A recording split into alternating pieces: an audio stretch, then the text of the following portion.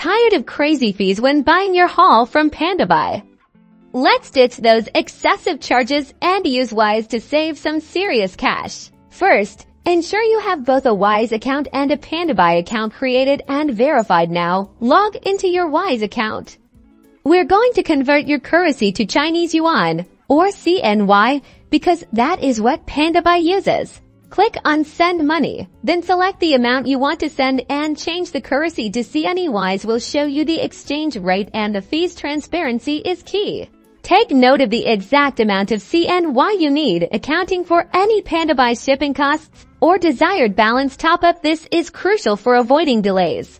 Now head over to your Pandabuy account and navigate to the top-up or recharge section. Choose the payment method as Wise. It may be listed as bank transfer or manual payment depending on Pandabuy's interface. Enter the exact CNY amount you calculated earlier from Wise. Be super careful with this number. Pandabuy will then provide you with their bank details for the transfer.